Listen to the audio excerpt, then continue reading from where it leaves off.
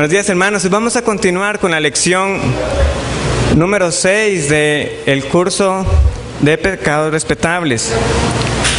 Hay bastante esta mañana, entonces tengo el temor de correr muy rápido por tratar de abarcarlo todo y al final terminemos igual a tiempo o que más bien no nos vaya a alcanzar. Entonces no voy a detenerme mucho en el repaso de la semana pasada, que yo acostumbro para ubicarnos en el hilo de la lección. Nosotros la semana pasada estuvimos viendo el pecado de la impiedad. Si tuviéramos que empezar por un pecado, vimos que no iba a ser el orgullo, no iba a ser la ansiedad, sino la impiedad, la que es la raíz de los demás pecados.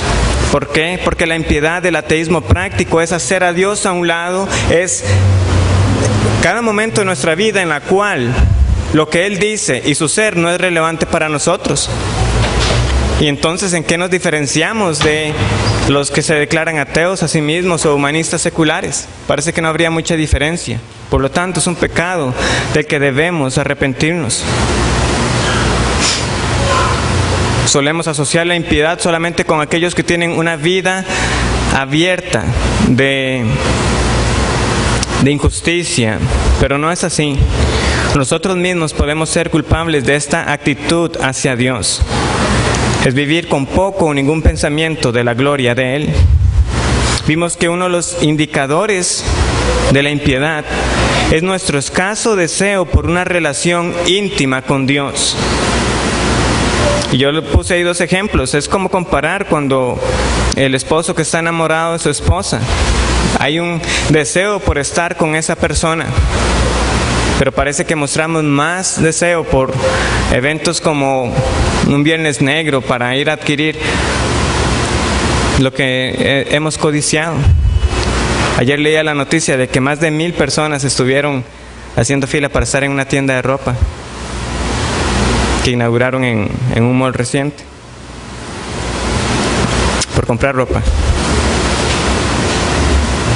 Y sin embargo, nuestros deseos por estar con Dios no alcanzan lo que muchos sí ponen empeño por lo que están anhelando. Tal parece que las palabras que leemos en los Salmos, donde se describe el salmista como un siervo que está buscando por las aguas, de que su carne desfallece por estar con el Señor, parece como una experiencia extraña, como es posible que nosotros podamos hablar de esa manera. Debemos reconocer entonces que nos falta mucho para disfrutar de la presencia de Dios como nosotros deberíamos. Ahora, dijimos, ¿cómo podemos combatir entonces este pecado? El pasaje lema para esto es 1 de Timoteo 4, 7 y 8. Ejercítate para la piedad. Ejercítate. Ahora, esto requiere entonces una disciplina. Esto requiere un entrenamiento. Debemos entrenarnos, debemos esforzarnos, debemos ser disciplinados en ese esfuerzo además. Nosotros no veremos los resultados del ejercicio físico por unos días. Pasarán semanas y hasta meses para que uno pueda ver que, en efecto, salir a correr todos los días me ha ayudado. Pero por correr 2 días, será poco el beneficio. Es por eso que la palabra que nosotros leemos ahí de disciplínate o ejercítate es la palabra que nosotros tenemos en español ahora para gimnasio, porque requiere ese nivel de entrenamiento. Entonces, esta mañana quiero incluir un pequeño apartado, eso no viene en el libro base del curso, sobre las disciplinas espirituales. Porque si somos llamados a ejercitarnos para la piedad, ¿cuáles son las disciplinas que nos van a ayudar para esto? Muy bien. Primero, una definición. Ahí comparto una que es de el pastor y profesor Donald Whitney. Él fue el que dio la conferencia el año pasado en IBCJ. Son medios ordenados por Dios a través de los cuales nos traemos nosotros mismos delante de Dios para experimentarle a Él y ser transformados a la imagen de Cristo. Dice también, si el Señor pudiera ser comparado con un río puro de agua de vida, las disciplinas espirituales serían los medios por los cuales venimos a ese río a beber de él, a sumergirnos en él, nadar en él, alimentarnos de él, bañarnos en él e irrigarnos con él. Esas son las disciplinas.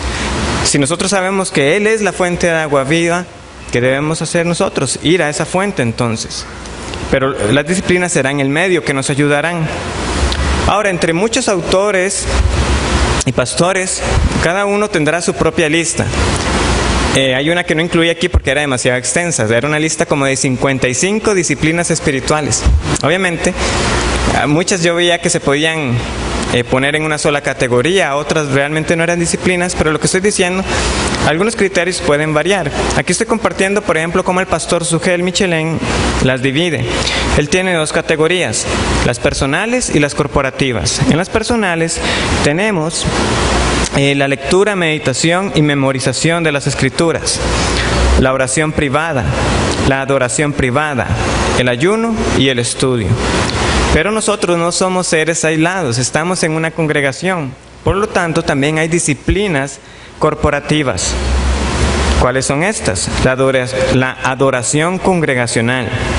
Esto no se limita solamente a la alabanza, es también la predicación, el tiempo de dar las ofrendas, la oración corporativa, la cena del Señor, la comunión con los hermanos. El pastor Donald Whitney, en el libro de él tiene una lista de otra manera. Voy a pasar un tiempo en esta primera que es de la meditación, porque para mí es de donde van a ser lo demás. Sin meditación en la palabra de Dios, lo demás va a tener poco resultado. Entonces, ese ejemplo que pongo ahí es la ilustración que él usa para explicarlo. ¿Qué es meditar en las Escrituras? Pensemos que meditar en las Escrituras es preparar una taza de té. Nosotros servimos el agua, tenemos una bolsita y sumergimos. Ahora, si yo meto la bolsa de té y la saco rápidamente, es un poquito de tinta, nada más lo que se suelta, ¿verdad? Ya el agua no es la misma, pero tiene pocos resultados. Si yo me tomo eso no va a saber a té. Para que sepa té, debo remojar y al final yo dejo esa bolsa que se sumerja y suelte todo. Asimismo, es la meditación en la palabra de Dios. Si yo simplemente leo apresuradamente por la mañana unos versículos y me voy, eso es como cuando yo metí esa bolsa y la saqué rápido. ¿Tendrá algún efecto? Sí, pero muy poco. ¿Es preferible a nada ir a algunos? Sí, pero no es lo ideal. Eso no es meditar en la Escritura. Porque hay que recordar los pasajes como Josué 1:8. No se apartará de tu boca este libro de la ley, sino de día y de noche meditarás en él. Pero entonces uno dice, es que yo no puedo pasar leyendo la Biblia todo el día. Es que la meditación en la Escritura no es leer todo el día. Es leer una porción y reflexionar en ella. Es escudriñarla, es pensarla, es estudiarla. Por eso, si nosotros nos sumergimos en la palabra de Dios, así será entonces nuestra meditación en ella. Nuestro pensamiento empezará a impregnarse de la palabra de Dios. Y tal como el té, ya seremos entonces afectados por esa meditación en la palabra de Dios.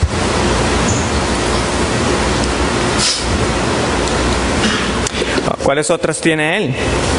Bueno, también vemos la oración, claramente, la adoración, el evangelismo, el servicio a otros, la mayordomía o administración de lo que el Señor nos da, el ayuno, el silencio y soledad. Esto es lo que alguno podría llamar un retiro. Ahora, lamentablemente nosotros asociamos los retiros con muchas personas que se van juntas a un lugar, pero la idea aquí es precisamente silencio y soledad. ¿Qué es lo que pasó con hombres como Moisés y Elías? Se retiraron. Ahora, nosotros claramente no podremos resistir 40 días y 40 noches sin comer, retirados a un lugar, pero lo que nosotros vemos es un ejemplo de un retiro para un propósito especial en el cual uno va a apartar ese tiempo para la meditación y la oración. el Señor Jesucristo mismo también se retiró. Y después de haberse preparado en ese retiro, en silencio y soledad, fue cuando vino la tentación. Pero el Señor ya estaba preparado. Y nosotros vemos cómo Él destruyó cada argumento que el diablo le presentó con la palabra de Dios. El apóstol Pablo en 1 Corintios 7 incluso, el marido y la mujer, dice él, ya no se pertenecen a sí mismos. El cuerpo ya no es del hombre, sino que le pertenece a su mujer, y el cuerpo de la mujer ya no es para ella, ahora es su marido. Pero vemos una cláusula donde él mismo indica: no os neguéis a vosotros mismos, salvo por un tiempo de mutuo acuerdo, para dedicarse ¿qué? A la oración. Hay entonces siempre un principio de que va a llegar momentos en nuestra vida donde es necesario un tiempo de silencio y soledad. Ahora, eso es un tiempo breve, también lo expresa el apóstol Pablo, en este caso para los casados. Diario espiritual, ¿qué es eso?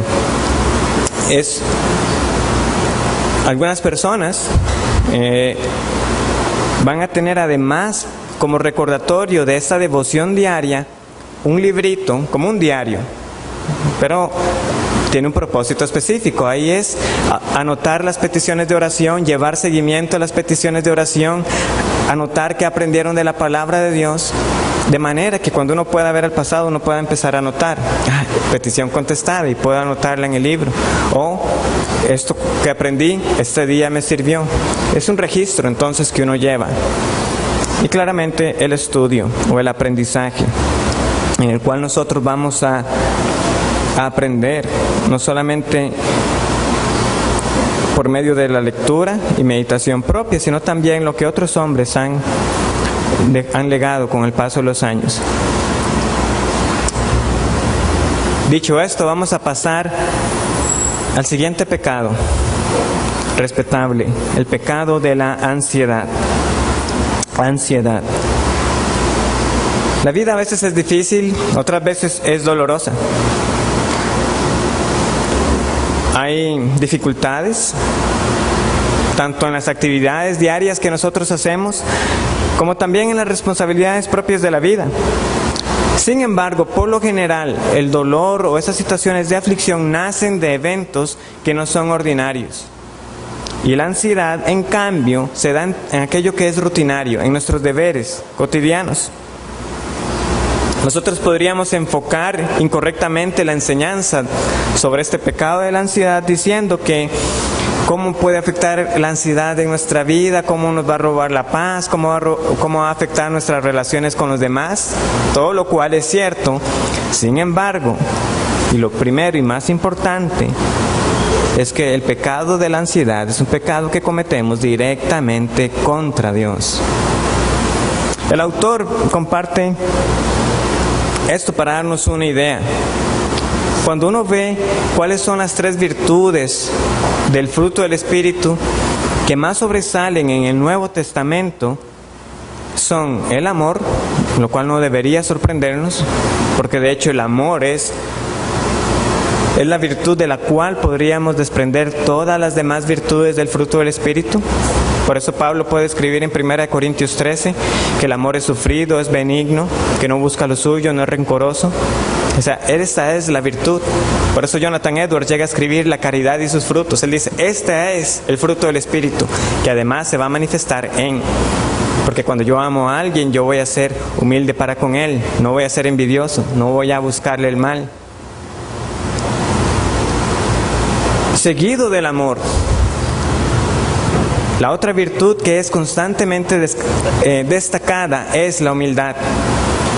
Bienaventurados los mansos y humildes. Dios da gracia a los humildes, resiste a los soberbios. La humildad. Y en tercer lugar, antes que la paciencia, antes que la benignidad, antes que la gentileza, antes que la bondad, lo que aparece es la confianza en Dios. Confianza en Dios. ¿Cuál es el pasaje? Podríamos decir lema que sobresale en este tema de la ansiedad. Mateo 6, 25. Pasaje que muchos de ustedes es probable que lo conozcan hasta de memoria.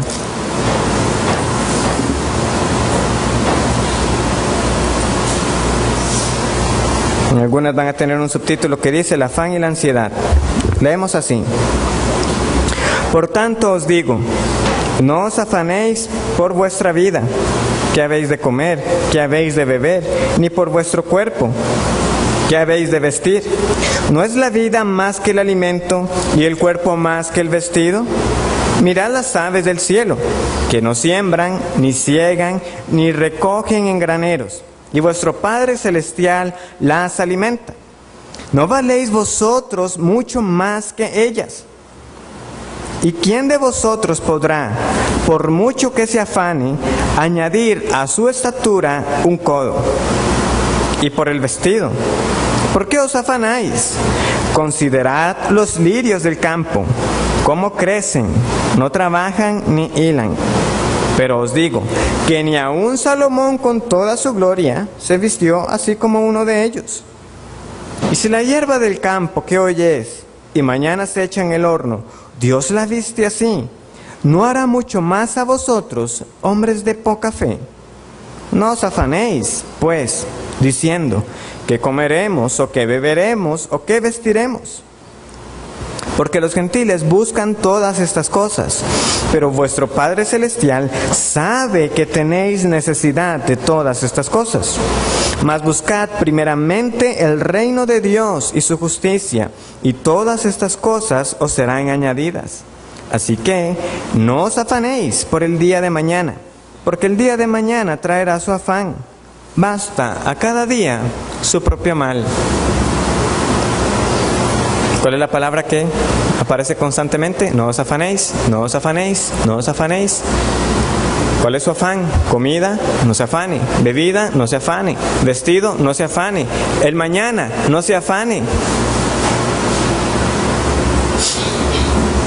También podemos ver esta confianza que debemos tener en Dios y cómo este pecado de la ansiedad es expuesto por las palabras que Cristo también comparte cuando dice no temáis. Podemos buscar en Mateo 10, 31.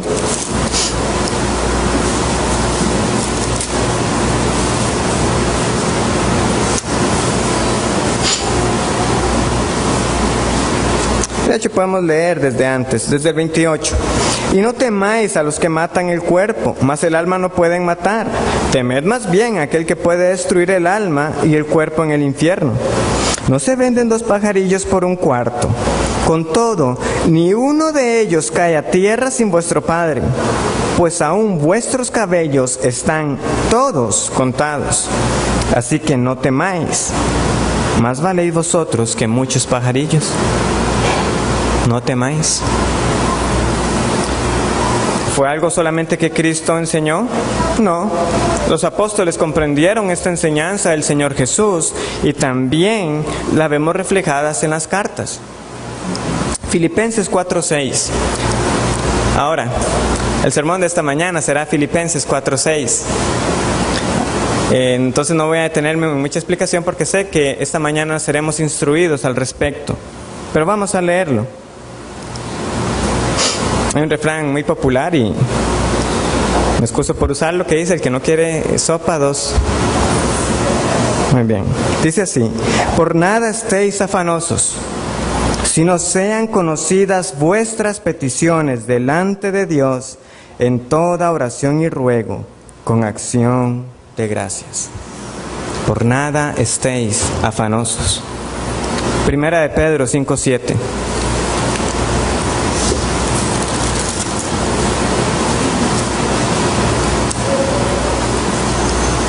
Echando toda vuestra ansiedad sobre Él. Echando, descargando, dándoselo a Él. ¿Por qué? Porque Él tiene cuidado de vosotros.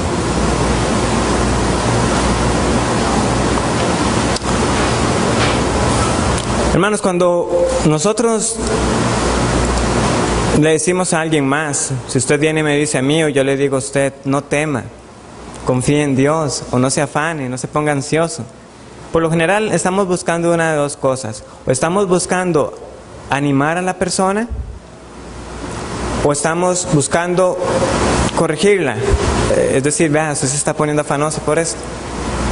Pero cuando es el Señor Jesucristo quien nos dice, no os afanéis, no temáis, y cuando los apóstoles, inspirados por el Espíritu Santo, escriben, echen toda su ansiedad, no estén afanosos. Eso no es simplemente una recomendación o un consejo para animarnos. Eso tiene la fuerza de un mandamiento moral.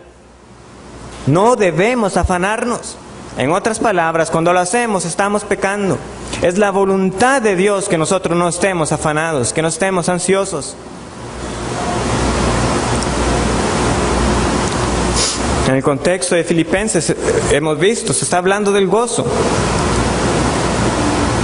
El momento que nosotros damos campo a la ansiedad, ese gozo que solamente Jesús da, es quitado. No son lo mismo y no pueden estar ocupando el mismo lugar. Pero alguno dirá, ¿por qué es pecado? ¿Por qué? Porque en primer lugar es desconfianza en Dios. Cuando yo estoy ansioso, cuando yo estoy temiendo, yo lo que estoy haciendo es desconfiar en Dios. Yo la semana pasada y hoy les recordé este ejemplo. O sea, si el esposo que está enamorado de su esposa quiere estar con ella, pero imagínense qué duro sería para este hombre entonces recibir palabras que dijeran, yo no confío en ti, yo no creo que usted esté cuidando de mí, yo no creo que usted me ame.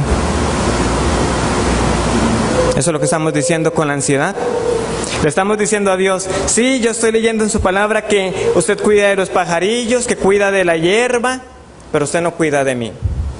Es lo que estamos diciendo cuando nos ponemos ansiosos. No estamos creyendo a la palabra de Dios, de que aún nuestros cabellos están todos contados.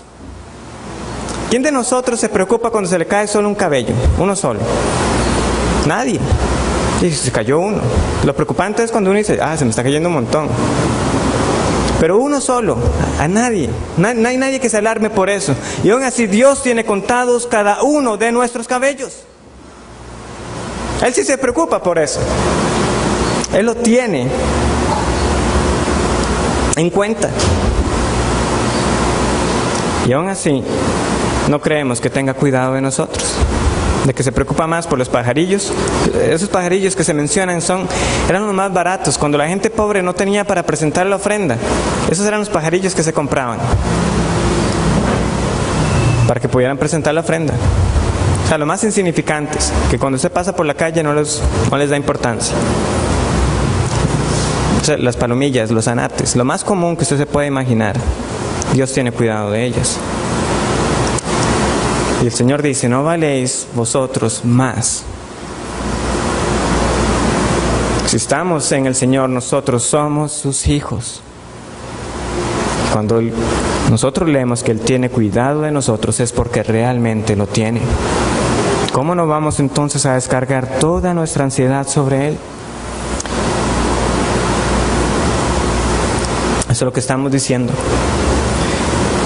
Con la ansiedad, estamos desconfiando en Él. En segundo lugar, es una falta de aceptación de la providencia de Dios en nuestra vida. Es una falta de aceptación de la providencia de Dios en nuestra vida. Les he puesto una definición de providencia. ¿Qué queremos decir con providencia de Dios? Es aquella operación divina por la cual Dios cuida de todas sus criaturas, manifiesta su actividad en todo lo que ocurre en el mundo y dirige todas las cosas hacia un fin predeterminado. O una más corta, ¿qué es la providencia de Dios? La orquestación de Dios de todas las circunstancias y eventos en su universo para su gloria y el bien de su pueblo.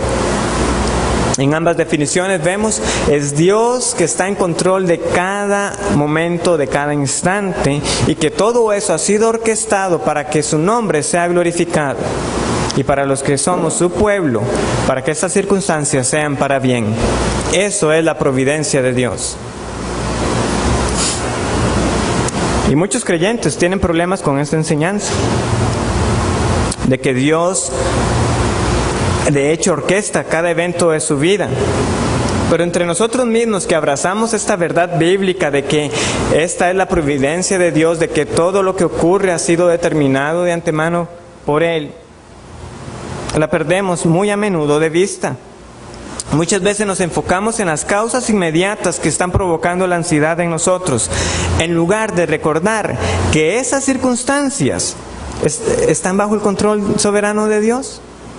Momento. Ok, sí, la situación puede ser difícil, puede ser dolorosa, pero debemos recordar, está bajo el cuidado y el control de Dios.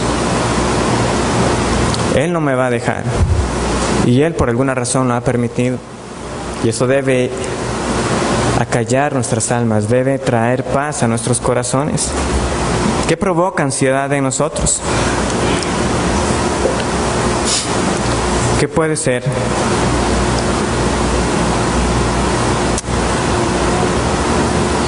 No es que nosotros estemos previendo que en cualquier momento pueda ocurrir un terrible accidente, aunque puede ocurrir, o un desastre natural. De nuevo, la ansiedad por lo general se va a demostrar en esas actividades cotidianas. Para algunos puede ser el hecho de no poder llegar a tiempo a una reunión.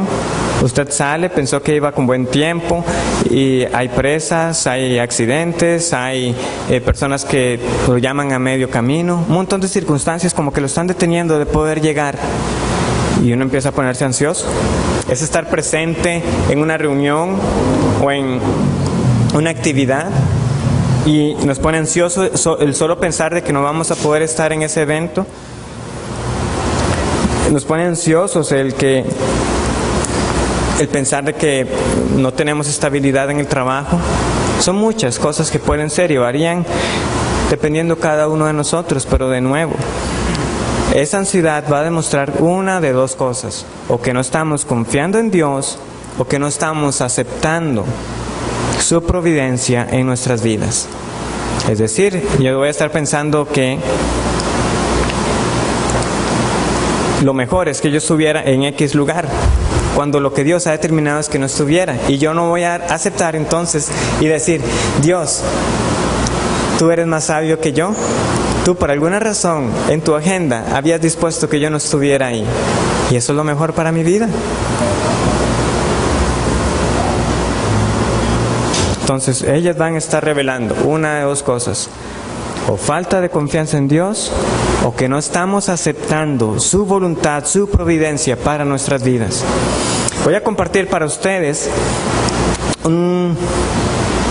una carta que escribe John Newton, el autor de Sublime Gracia, a un amigo. Vean lo que él dice. Una de las marcas de la madurez cristiana y que un creyente debe buscar es el asentimiento o la aquiescencia de la voluntad de Dios, fundada en la persuasión de su sabiduría, santidad, soberanía y bondad. En cuanto podamos alcanzar esto, estaremos guardados de la decepción. ¿Por qué? Porque nuestros puntos de vista son limitados y nuestros propósitos y deseos miopes. Y estos deseos serán a menudo denegados. No nos serán concedidos. Pero cuando nuestro deseo principal y dirigente es que la voluntad del Señor sea hecha, esta siempre será cumplida. Cuán importante es volvernos nosotros, tanto como criaturas y como pecadores, sumisos a la designación de nuestro Hacedor. Cuán necesario que es para nuestra paz. Este gran logro es muy a menudo impensado y pasado por alto. Somos propensos a fijar nuestra atención en las causas secundarias y los instrumentos inmediatos de los acontecimientos, olvidando que todo lo que nos sucede es de acuerdo a su propósito, por lo que debe ser correcto y oportuno en sí mismo, y que el asunto no será para bien. De ahí surgen la impaciencia, el resentimiento y quejas secretas, que no solo son pecaminosas, sino además tormentosas. Si todas las cosas están en su mano, si están contados los cabellos de nuestra cabeza, si todos los acontecimientos, grandes y pequeños, están bajo la dirección de su providencia y propósito, y si tienen un fin sabio, santo y misericordioso a la vista, al cual todo lo que sucede es subordinado y sumiso, entonces no tenemos nada que hacer sino con paciencia y humildad seguir a donde Él dirige y alegremente esperar un final feliz. Qué felices son los que pueden descargar todo en Él, ver su mano en cada dispensación y creer que Él elige mucho mejor para ellos de lo que ellos mismos posiblemente harían para sí mismos. De que Él elige mejor para nosotros de lo que nosotros posiblemente escogeríamos para nosotros mismos. Podemos confiar de esa manera, de que cada evento que ha sucedido, uno puede decir: Dios, tú eres más sabio que yo, tú eres santo, tú eres misericordioso. Esto que está ocurriendo es lo mejor para mí y yo no lo hubiera escogido. Aceptar la providencia de Dios no significa que no oremos por un resultado eventual. O sea, aceptar la providencia no significa que yo no pueda orar pidiendo por un resultado. ¿Qué dice Filipenses 4:6? Por nada estéis afanosos, sino sean conocidas vuestras peticiones. Ese es el remedio para el afán. Ore al Señor y exprese cuál es el anhelo, el resultado. Pero sea cual fuera la respuesta del Señor, nosotros vamos a descansar que era lo mejor para nosotros. Por ende, el remedio no es una resignación pesimista, decir, bueno, siempre será la voluntad de Dios, esta es la providencia de Dios, y no estar satisfechos en lo que Él ha contestado. Es un descansar, es lo que Pedro nos dice, echando toda vuestra ansiedad sobre Él. Es orando. Esté tranquilo, el Señor lo conoce, sabe que tiene necesidad de esto. Ore por eso, exprese su deseo, descárguelo sobre Él y Él hará. Tenemos que identificar entonces las circunstancias que provocan ansiedad en nosotros y ver la providencia de Dios en ellas. ¿Qué es lo que está provocando ansiedad en tu vida? Tiene que identificarlo y orar a Dios por ello, pero también ver cómo Dios providencialmente ha ordenado las circunstancias que lo han llevado a esa situación. Memorizar pasajes específicos. Básicamente los que he compartido son pasajes muy buenos para iniciar. 1 Pedro 5:7, Filipenses 4:6, Mateo 6:25 al 34. Y una vez más, no puedo sobreenfatizar esto demasiado. Orar. Orar. Por nada estéis afanosos, sino sean conocidas vuestras peticiones.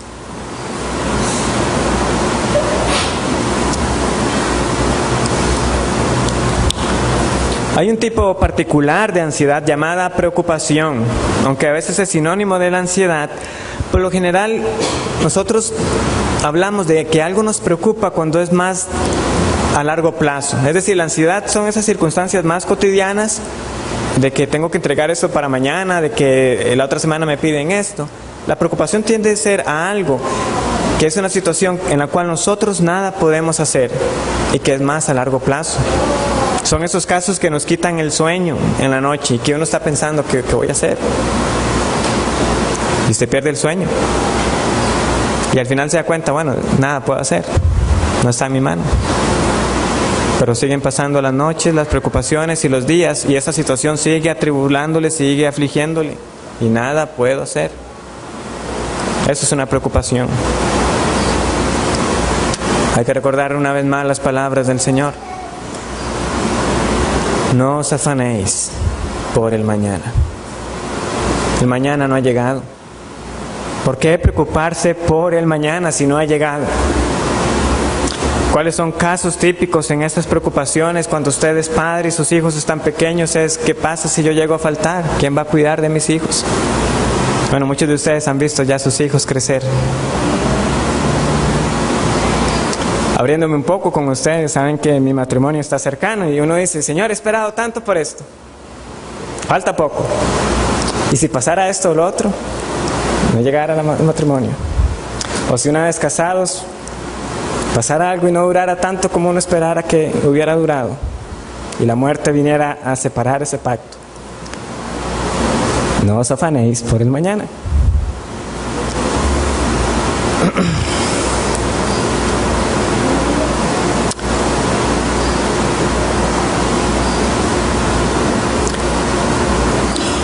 Y hay que recordar el propósito de estas pruebas. Es mi confianza en Dios está siendo probada. Mi confianza en Dios está siendo probada. Solo para poner un ejemplo más, obviamente no soy yo el que quiero ponerme de ejemplo, estoy compartiendo las mismas preocupaciones y ansiedades, hermanos, porque nadie está exento de estas. Pero debemos una vez más depositar nuestras cargas en Él para no pecar contra Él. Pero esta semana que pasó, dieron un anuncio acerca de un bono en el trabajo. Yo ni contaba ni con eso. Ahora, obviamente para acceder a ese bono hay que obtener una calificación en un resultado, en una evaluación que ellos hacen. Yo no sé cuánto voy a obtener. Yo hubiera sido más feliz sin saber que eso estaba. Que nada más me hubieran dicho, tiene una evaluación de tanto y listo. Y adicionalmente, si eso estaba, pues qué bueno. Pero ahora, ¿para qué voy a contar con algo que al principio yo ni sabía que existía? ¿Para qué me voy a afligir por eso? El Señor conoce mis necesidades. Pero una vez más, son situaciones que vienen a probarnos. Y si el bono no me lo dan, pues bendito sea Dios. Yo de por sí ya ni contaba con Él. Y si me lo dan, pues gracias Señor, ¿qué puedo más que hacer? Que agradecerte. Él conoce nuestras luchas. Él es honrado con nuestra fe. No lo deshonremos con incredulidad. Aún por más débil que sea, hermano, nosotros podemos llegar a decir como ese hombre: yo creo, ayuda a mi incredulidad. Señor, yo sé que debo descansar en ti, yo sé que es lo mejor en este momento, no lo estoy viendo. Ayúdame a confiar más en ti. Además de la preocupación, tenemos también la frustración. La ansiedad está involucrada más con el temor. Es como que, ¿qué va a pasar? La frustración es más como molestos por el resultado, o un enojarme por las circunstancias o por las personas en medio de esas circunstancias. Un ejemplo, no sé a cuánto les ha pasado, van a imprimir un documento y lo que sale es un documento borroso, eso no se entiende, que se acabó la tinta y usted necesita imprimir el documento. Entonces lo que usted hace es que se frustra. Yo necesito imprimir esto, y está enojado con el aparato, con usted mismo por no haber tomado una precaución. Ese es un ejemplo que comparte el autor y yo lo comparto porque me identifico mucho con eso. Ya no, porque ahora, gracias al Señor, tengo este aparato, pero antes yo llegué al punto que aprendí una buena lección cuando dejé para último imprimir un sermón y no estaba saliendo como debía. ¿Y qué vamos a hacer en ese momento? ¿Olvidar que el Señor está en control de esas circunstancias? ¿O vamos simplemente a enojarnos y molestarnos y hacer a Dios a un lado? Una vez más, eso es impiedad, eso es ateísmo práctico. Porque yo cuando me estoy frustrando, lo que estoy es olvidando, un momento, esta es la providencia de Dios para mi vida. Es la providencia de Dios para mi vida. Un pasaje que nos ayuda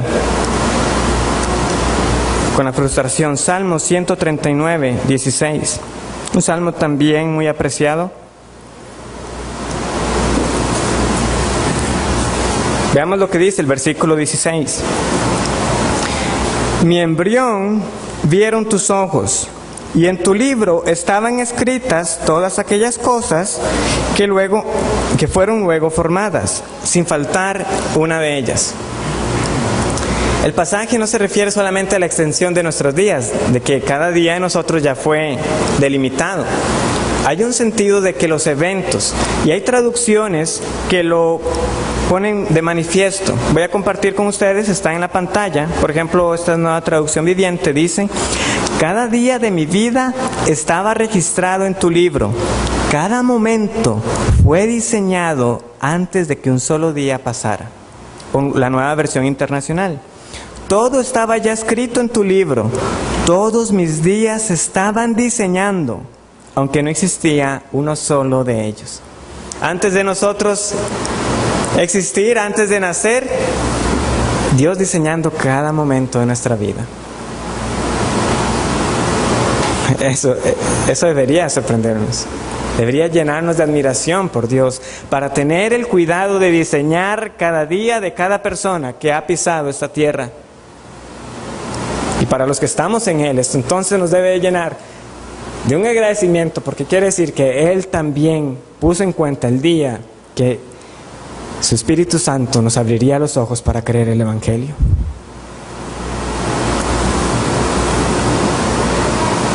No es ningún azar. O el día que pisamos por primera vez y llegar a esta congregación, no porque seamos la iglesia más, pero porque ha sido un lugar donde hemos sido también edificados, alimentados y donde podemos tener comunión unos con los otros. Día tal, vas a llegar a la iglesia de los lagos. Claramente también hay que aplicarlo para los momentos más difíciles de nuestra existencia.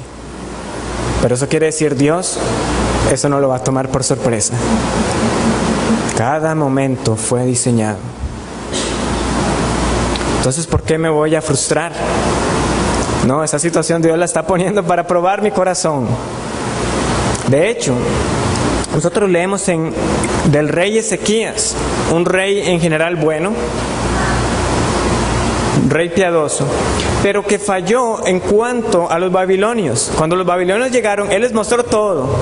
Aquí están los utensilios, aquí está el oro, todo. Que llega el profeta y le dice, ¿faltó algo que les mostraras? No, todito se los enseñé. Como contento, ¿verdad? Dice, mira, por esto, ustedes ahora van a ser esclavos de los babilonios. Y nos dice el pasaje que fue que Dios lo dejó para probar lo que había en su corazón. Entonces, cuando esa impresora no esté funcionando, bueno, Dios nos está probando. Cuando la receta no está saliendo, pues Dios nos está probando. El arroz quedó masudo, Dios está probando. Hermanos, son las situaciones cotidianas, pero si usted se pone ansioso y frustrado por eso pequeño, usted se frustrará también cuando venga lo grande. ¿Por qué? Porque no estamos reconociendo la providencia de Dios en cada momento de nuestra vida. ¿Pues que acaso pensamos que Él no está en control de esas cosas? Una vez más, es ateísmo práctico hacerlo a un lado. No, pero ¿cómo Dios se va a preocupar por eso? Cada cabello tuyo está contado. Se lo aseguro, Dios se ocupa por eso también.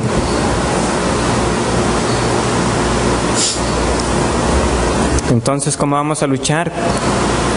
Bueno, cuando venga esa situación que trae frustración a nuestra vida, debemos orar por sabiduría práctica. ¿Por qué? Porque al final de cuentas la situación que nos está frustrando debe ser resuelta. Es decir, debemos imprimir el documento, debemos preparar ese almuerzo, debemos terminar ese trabajo. O sea, la situación debe ser resuelta, pero yo debo pedir a Dios, Dios, dame sabiduría para responder en esta situación de forma adecuada, para glorificarte a ti y no pecar contra ti y poder entregar lo que tengo que entregar para poder hacer lo que tengo que hacer. Esa es la respuesta adecuada.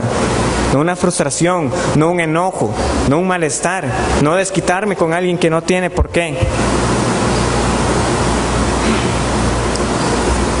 Y entonces pedir también por crecimiento en las áreas que fueron descubiertas por causa de la frustración. ¿Qué fue lo que pasó? ¿Fue falta de orden en mi vida? ¿Fue falta de disciplina? ¿Se puede solucionar levantándome más temprano?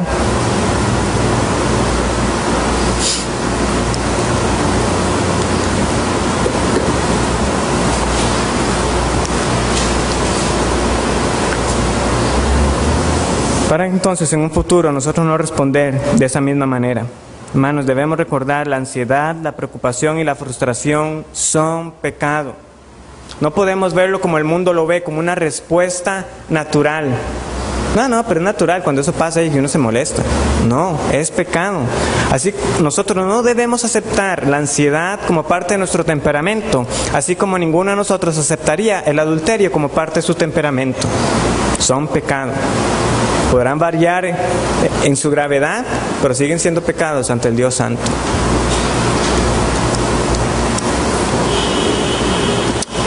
Vamos a continuar hasta donde podamos llegar, no podremos terminar, pero tenemos el descontento. El descontento. El descontento, la insatisfacción, es el pecado que se origina frecuentemente de las circunstancias permanentes e inmutables con las cuales nada podemos hacer. Ahora, hay un descontento que es legítimo, es decir, cada uno de nosotros debería estar insatisfecho con su propia vida espiritual.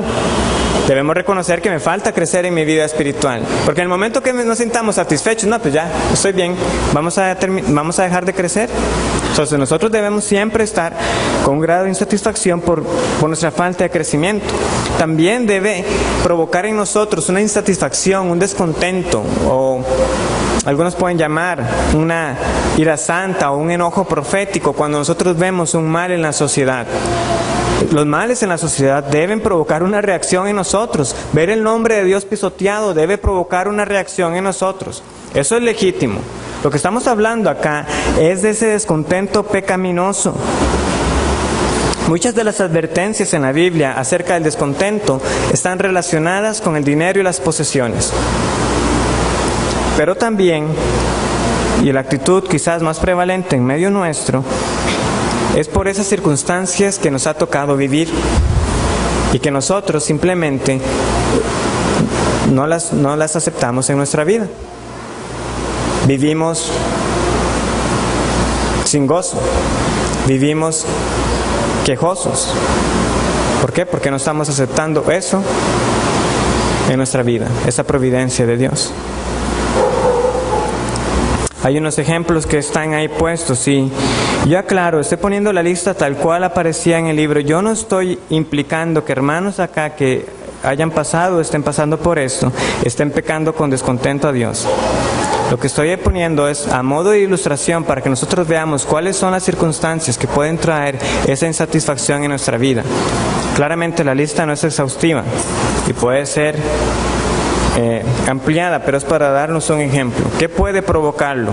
Un trabajo mal pagado, un trabajo en el que sentimos que no nos estamos realizando, estar soltero y una edad que ya está avanzando, incapacidad de tener hijos, un matrimonio desdichado, discapacidades físicas, una salud deteriorada permanentemente. Esas son situaciones que definitivamente pueden golpear la vida de uno y pueden traer un descontento. Pero yo aclaro, no siempre va a ser por situaciones así de dolorosas o más graves aún. Muchos de nosotros nos vamos a poner en un estado de insatisfacción por cosas que pensadas en frío uno dice, pero eso es una trivialidad. Y no obstante, nos ponen descontentos. Un peinado que salió mal, le salió una espinilla, una noche aislada de insomnio. No le gustó la película que vio. Son tantas cosas. Y simplemente uno dice, pierde su gozo, pierde su felicidad. Entonces lo que tenemos que ver es que no es el grado de dificultad, no es el dolor de la situación lo que va a determinar el descontento, porque hay personas con situaciones mucho más difíciles que las que nosotros estamos enfrentando y que no obstante están descansando en Dios. Entonces no es el grado, es la respuesta a esas circunstancias lo que determina nuestro descontento. Yo siempre recuerdo el ministerio de Joni Eareckson Tada, la mujer que está en silla de ruedas, que ha escrito Cuando Dios llora, entre otros libros. Ella ha aprendido a encontrar su satisfacción en Dios, a pesar de una situación de incapacidad permanente, parapléjica.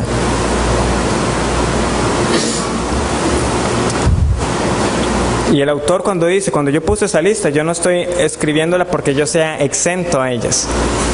Él escribe cómo fue soltero hasta los 34 años, antes de poderse casar.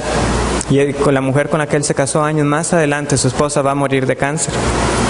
Él cuenta que por la diferencia de edad y todo eso, él cuando tenía que ir a las actividades con sus hijos, por lo general él era el mayor de todos los padres. Y tenía entonces que participar en actividades con hombres más jóvenes que él. Y en todo era vencido. Es una situación de audición y visión permanentes. Yo también puedo contar, y no es el propósito, cada uno de nosotros puede relatar cómo algunos aspectos físicos o condiciones materiales han traído descontento en nuestras vidas. Con textura física, los ojos, lo que sea. ¿Cuáles son? Y Dios tiene que tratar con nosotros en cada una de estas. El tiempo se está terminando. Nada más quiero rescatar un punto que volveré la otra semana. Pero ustedes han visto que en particular el tema de la providencia y la soberanía de Dios sobresale en estos pecados. ¿Por qué? Porque nosotros debemos abrazarla para descansar en que Él está en control de todo esto. Mi hermano, si el Señor nos está concediendo algo particular en tu vida, y si usted realmente ha confiado en el Señor para salvación, debe quedarnos muy claro que no es falta de amor por la cual el Señor no nos está concediendo o no nos está librando. Él en ocasiones nos va a contestar: bástate mi gracia. ¿Y por qué nosotros podemos estar seguros que no es falta de amor? Porque si Él dio a su Hijo, dice Romanos, ¿cómo no nos dará también todas las demás cosas? ¿Qué mayor prueba le va a pedir usted a Dios que el amor que Él demostró en Cristo por usted al enviarlo a morir por sus pecados? No hay mayor prueba de amor que esa.